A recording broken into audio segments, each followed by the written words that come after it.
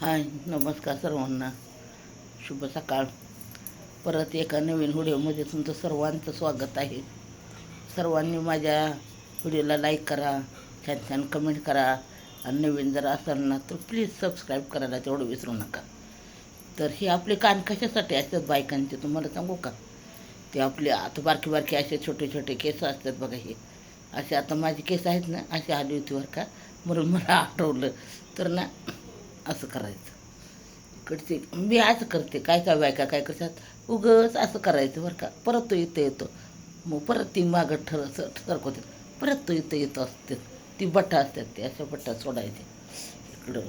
ते असं म्हणजे जाऊ दे, सोडा तो विषय. मला नाही त्या विषयावरती जास्त बोलायचं, जाऊ दे.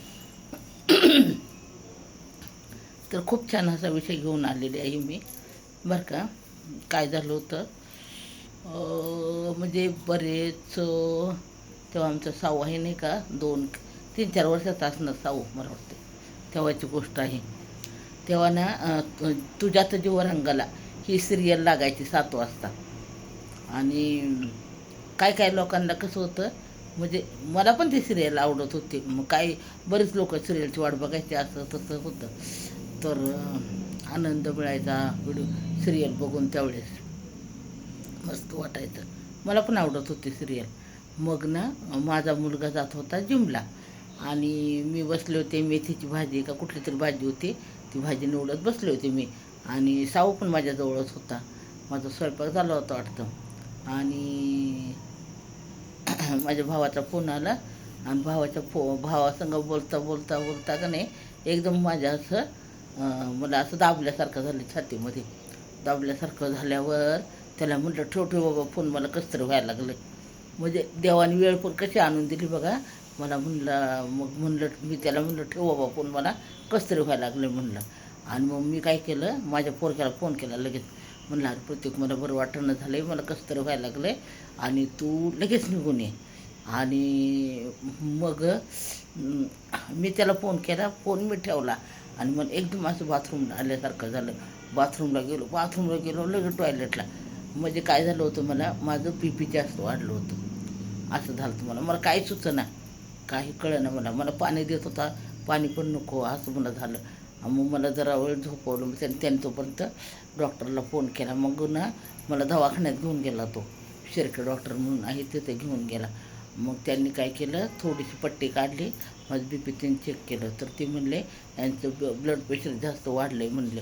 आणि साऊ, प्रतीक, मी, आम्ही तिघं पण दवाखान्यामध्ये. तो पण लहानच होता, तो काय मोठा नव्हता. ही दुसरीकडं कुठं तर राहिलं होती. आणि मग बघा, दुसऱ्या दिवशी मग माझी मुलगी मोठी आली, आणि मला 5 दिवस ॲडमिट करून घेतलेलं. 5 दिवस त्या दवाखान्यात ॲडमिट करून घेतलं. आणि मग काय झालं, ते ECमध्ये राहिल्यामुळं काय झालं, मला खोकला झाला. खोकला झाला. मग प्रत्येक डॉक्टरांना म्हणला, मम्मीला आमच्या खोकला झाला आहे, माझी मुलगी ते सगळेच म्हणले खोकला झाला आहे, खोकल्याचं औषध द्या म्हणले. ही मोठी गंमत आहे बरं का. खोकल्याचं औषध द्या म्हणले. मग त्यांनी काय केलं, ते खोकल्याचं औषध दिलं, आणि त्यांनी काय सांगितलेलं की एवढं चमचा एवढं औषध पियायचं, ते किती मिली पियायचं हे त्यांनी सांगितलेलं. आणि मी काय केलं, बाटली आहे ना, डायरेक्ट तोंडाला लावले.